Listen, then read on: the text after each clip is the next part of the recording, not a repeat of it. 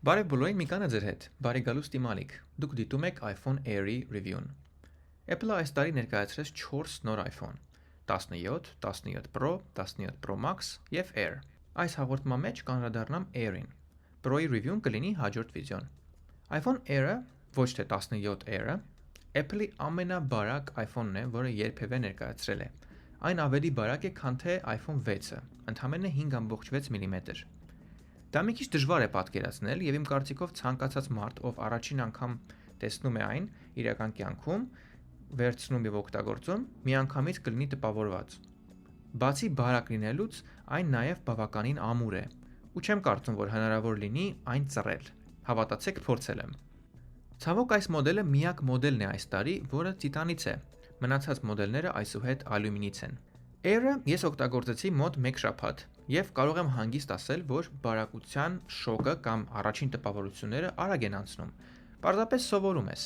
Եվ մանավանդ երբ քեյսի մեջ տնես, ապա միգուցե ընդհանրապես չնկատես, որ այն շատ բարակ մոդել էր։ Բայց իհարկե դա չի նշանակում, որ այն ես չհավանեցի։ Ընդհակառակը, թեկուզ եւ չկոչվելով Pro, այն ունի Pro ֆունկցիաներ։ Օրինակ A19 Pro չիպը, որը բավականին ուժեղ է եւ հանգիստ ցանկացած խաղ կարողանում եք բարձր որակով խաղալ։ Չնայած մի քիչ ավելի շուտ է տաքանում iPhone-ը, հետևի ես մեջտեղի մասից, քանի որ Pro-ի սառեցման համակարգը այն չունի։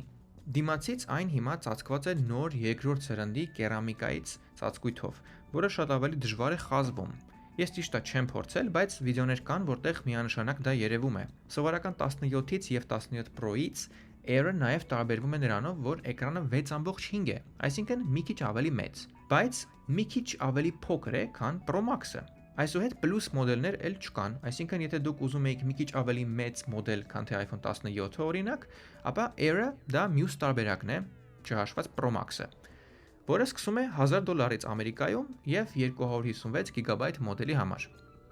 Ճիշտ ասած, ինձ դիզայնը այդքան էլ շատ դուր չի գալիս։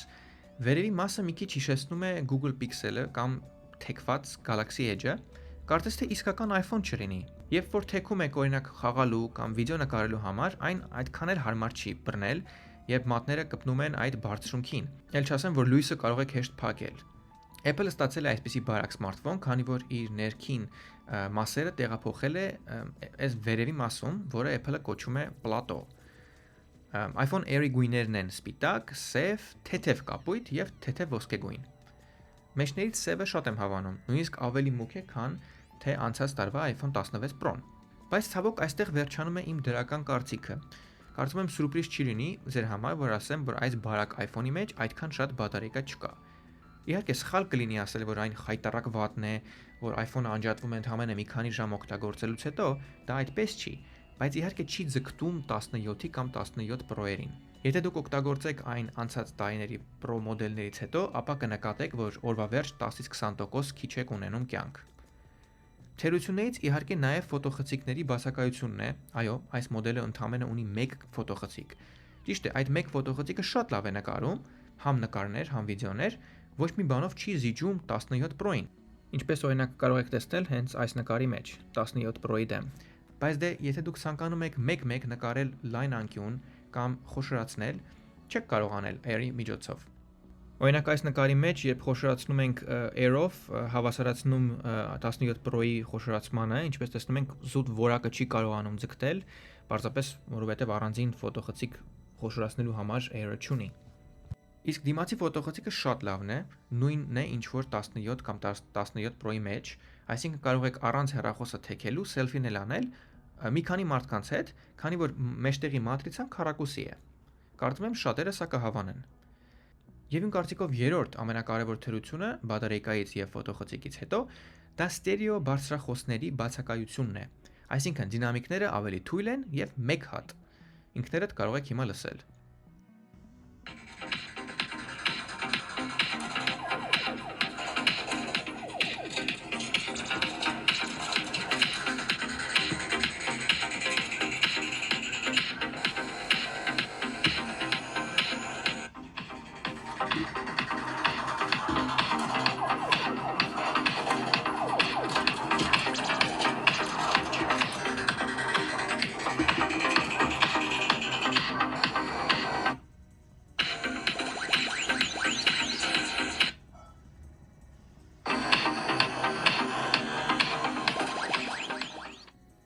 Ամփոփ եմ, իմ խնդիրը այս մոդելի հետ դա իր երկարակեցությունն է։ Այսինքն, եթե այն գնեք եւ օգտագործեք 2 տարուց ավել, ինչքանով այն լավ կդիմանա ձեր պահանջներին։ Այս մոդելը, ինչպես նաև 17 Pro-ն եւ 17-ը, ունի շատ վառ եւ 120 Hz հաճախականությամբ էկրան։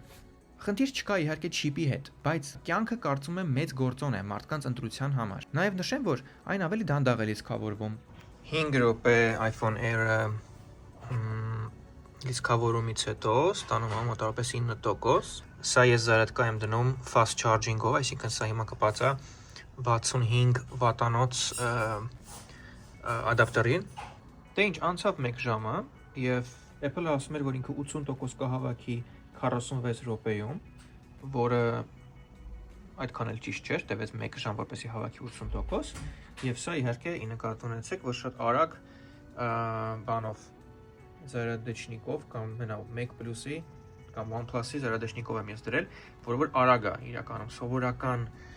ստանդարտ Apple-ի զարադեչնիկներով դուք չեք կարող ասենց արագ fast charge անեք ձեր iPhone Air-ը, բայց թեկուզ մի ժամ 80% էլի վատ չի։ Գիտեմ, որ ասենք Samsung-ները կամ այլ մոդելներ կան, ասենք հիմնական չինական, որ